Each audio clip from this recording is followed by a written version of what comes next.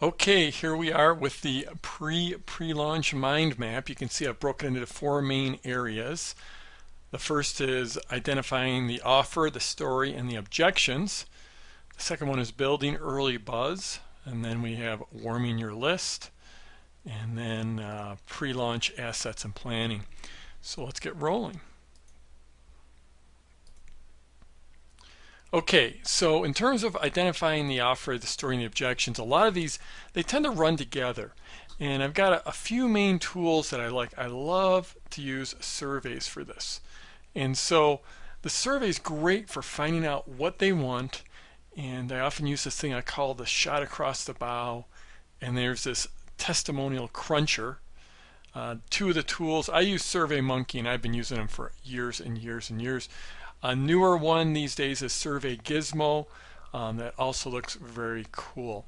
So rather than lecturing you a whole bunch here, I'd rather just show you some examples because I've got some real good examples for the shot across the bow and figuring out what people want. So this is back from when I was publishing about the stock market. And this is just an email that I sent out to my list. Both I've sent this to my prospects list and I sent it to my client list as well.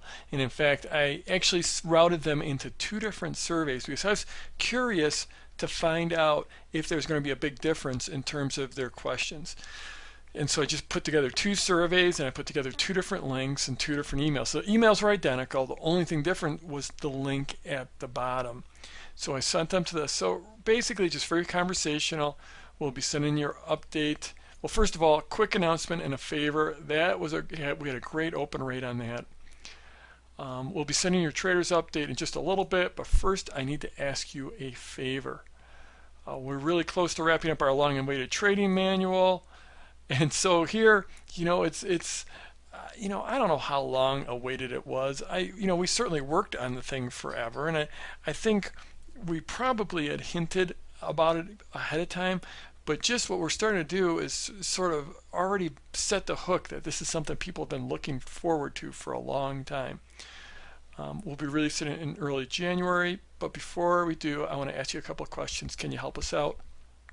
And then here, you can answer the questions here and get a little more detail in the trading manual. So we're sort of setting a hook and trying to get them to click through by promising a little more detail. And then we basically gave them the link, and that was it. Very simple email, very very to the point. Sending out, just giving them one option, which is to click through on that link. Now, I did this years ago, but I also taught this in Product Launch Formula. So I want to show you, this is basically, let's make sure you can see that. This is one of my Product Launch Formula owners did.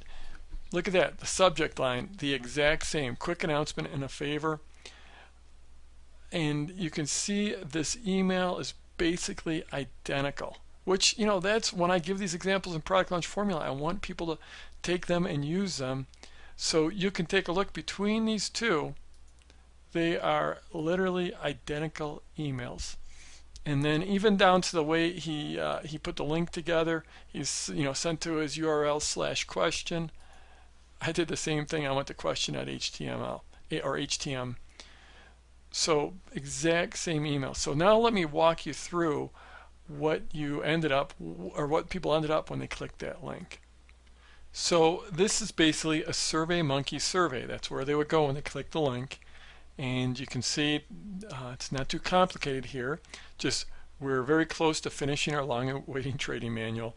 We've literally been working on this for more than 4 years now, which was the truth. Don't ever spend 4 years developing a product. Just get it done. It's sort of funny. Back then I was the poster child for demanding absolute perfection. So in any case, this course will entirely focus on support and resistance. It includes 2 printed manuals, 8 audio CDs, and 1 computer-based video tutorial CD. It's going to be a complete brain dump of everything that Mike and I know about support and resistance. So nowadays, I think I would do this survey earlier in the process. Here I'd actually had the whole thing mostly done And nowadays I would not do that. I would do this earlier in the process. I'm a lot smarter now than I was back then. In any case, we're going to cover all the ways we use to generate our support and resistance zones. So these two paragraphs sort of are doing a little bit of pre-selling. Down here, it's however, we need your help before we finalize everything and send it to the printer, and we need to make sure we've considered everything. This is where you come in. Please take a few minutes to answer this super short survey. There's only 2 questions we need you to answer. And so basically, just ask them, what are your top 2 questions about support and resistance that you absolutely need that we need to answer in this course? So we ask for their top question, and then we're asking what type of computer do you use. And one of the reasons we were working with the formatting of the disks, and we wanted to make sure that we covered everything we needed in terms of the different types of computers. So that was the first screen. Then after they got that, they would fill us in and they would hit this next button. And this is the next screen that would come up. And it says, thanks for your response. That's what we needed. If you want us to contact you as soon as support and resistance course is ready, just leave your name and email address below. We will not share your email address with anyone for any reason. And so now we're just sort of hitting for their contact information. And then now here's where some of the real magic happened. If they actually went ahead and filled in their information, then they got this third screen. And this third screen, okay, we got it, thanks, we'll be in touch. So basically, think about the psychology here. They already went through the first screen that asked them what their top question was. Then we came back and we asked them for their contact information. So at this point, we've only got people looking at this that are pretty darn interested. You know, they fill out the initial survey, plus they give us their contact information. So it's a very warm prospect at this point. So here we go with, that's the end of the survey. One more thing that's purely optional. This isn't part of the survey. We have lots of raving fans, but since our support and resistance course is brand new, we don't have any testimonial letters from any of our raving fans. Perhaps you could help us out with a testimonial for the support and resistance zones that we publish every day. It doesn't have to be too involved. Here are a couple of examples. And then I actually model some examples for them. What do I do? There's 4. Let's see, 1, 2. I model 4 examples for them. And then here, I ask them for a testimonial. Can you give us a testimonial about our support and resistance zones? If you do, it may appear on our webpage attributed to your name and city. This is what we call the testimonial cruncher. Think through the psychology. But at this point, we've basically had someone who's already fairly warm because they clicked through to our survey. Then they filled out our survey, which gets them warmer for us. Then they give us their contact information, which puts them very much in our camp. And now the figures are already in the keyboard. They're already in the mode of answering questions for us. And now we drop them on this page and ask them for a testimonial. And this is incredibly effective. Now, there's a bunch of different things going on here that I want to get into, but just think about the psychology and how this is, one of the absolute best ways to pull testimonials out of your list or out of your contacts, because you basically have them in this mode where they're filling out information for you. They've already bought into doing you a favor by filling out the survey. So you ask them for a small favor, and then you ask them to reinforce it with another little small favor, which is give you the contact information. And now you're asking them for a bigger favor. At least for you, it's a bigger favor. They might not see it as a huge favor. But this works on that commitment and consistency. You've got them moving down the path, and they're inclined to fill it out right here. Much more inclined than if you just sent out an email, said, hey, if any of you really love our work, could you send a testimonial? We'd really appreciate it. That's nowhere near as effective as this testimonial cruncher. Okay, so something that, so just going a little bit deeper into this, right here we're sort of setting the hook that we've got lots and raving fans. That's social proof right there. We've got lots of raving fans, and the underlying subtext is, we know you're one of them. Perhaps you could help us out. Another thing is, we're publishing a brand new course, a brand new product. It's about support and resistance, and we don't have any testimonials.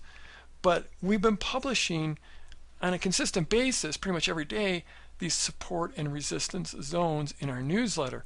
So we were asking for a testimonial about the support and resistance zones. Obviously, we couldn't ask about it for this course that we're about to publish, but we asked about it for a related topic. And so you can do this with testimonials if you're just starting out. You can get testimonials for stuff, other stuff you've published, or just testimonials for you yourself as a person. They're not nearly as powerful if they're strictly about whatever you're selling, but they're the next best thing. Another thing that you'll notice is what we didn't just ask them. We didn't just say, hey, can you give us some testimonials, and then give them this box to fill out. What I actually did was I modeled really good testimonials for them. These are fantastic testimonials. Jeff and Mike, this no long overdue. Your support and resistance zones continue to be simply amazing. They give me the edge I need as I go into every trading day. So that they give me the edge I need. It's powerful stuff. Second one, thanks for your updates. They make me money. Today I was just watching the falling market, wondering when I was going to step in or when it was going to stop. But after your second update, I jumped into action at your support zone. Boom, the market double bottomed off the major support you listed. This is, now I realize for 99.99% of the people watching this, this is pure Greek. You don't have a clue what I'm talking about, but for traders, this is powerful stuff. And then down here, another powerful one. I give up. How do you guys do it with your support and resistance numbers? I've been a full-time trader for more than 10 years. I've never seen this kind of accuracy that you guys have day in and day out. Again, here getting real specific. The morning was a perfect example. Your support on the S&P was only 2 ticks wide. I couldn't come up with any logical reason you had that zone there. The market went. I mean, this is powerful, powerful stuff if you're a trader. So this is the testimonial cruncher. Incredibly, incredibly powerful. Okay, so let's take a look at how that worked for the tennis instruction one. And it's basically, you can see it's the pretty much exact same thing. I'm very close to finishing the course, building the serve from the ground up. Been working on this for 2 years. I hope you really didn't, but working on it for 2 years, and we'll release the product in early May. This will be an online course, so just sort of giving some details about it, more details about it. But again, here I need your help before I finalize everything. I need to make sure I have it all covered. So what's the single most important question about improving your serve? And here he added a second question, and I like this quite a bit. If you could go the extra, if I could go the extra mile and include something you haven't seen before, what would it be? So he basically gives them license to go completely wide open with brainstorming there. So then after that, he comes back with basically the same thing that I did. Just asks for their contact information, and again, the psychology is identical here. He basically just used the exact same thing I did, and then okay, thanks, I'll be in touch. That's the end of the survey. One more thing that's purely optional. This isn't part of the survey. I've received lots of great feedback by email, but since my Building the Serve course is brand new, I don't have any formal testimonials from any of my ETI subscribers. Perhaps you could help me out with a testimonial for the tips I've provided on my blog and in my free report. It doesn't have to be too involved. And here he gives a couple of examples, does the same thing. Basically very solid testimonials, and asks for the testimonials here. So this is a perfect example of how these techniques go from market to market to market. I did it in the trading market. Here it is in the tennis instruction market. And it's been used in dozens and dozens and dozens of markets by product launch formula owners. So this is really powerful. There's the whole testimonial cruncher where you gather testimonials ahead of your launch, ahead of even your pre-launch. But then even beyond that, you get really valuable data here about what people are really looking for.